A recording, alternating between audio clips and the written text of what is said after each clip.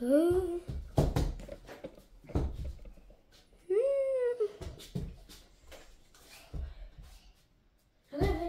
бе, това е Гошко. Познаваш ли Гошко? Мога да ти кажа нещо. Гошко!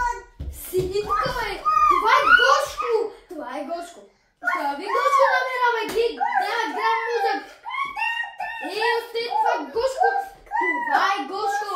Той няма грам мозък. Тук има 3 четвърти. Ала не го удрай. Ще му пипнеш мозъка. Той тънка такова. Айде, остави го малко на мира, бе. Ихма, значи не мога да остава за една секунда, бе. За една секунда, бе.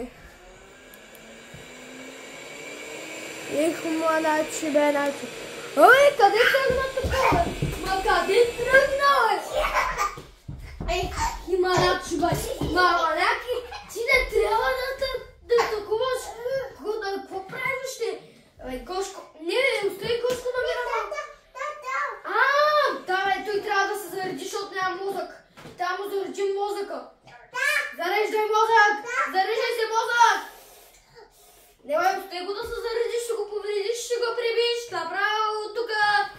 Той виждаш го, че няма грам мозък. Какво го правиш? Ама остави го, той няма грам мозък. Това е грамогласно пишлеме. Ей, малачи. То, Гошко, всички го знаят. Гошко без ума.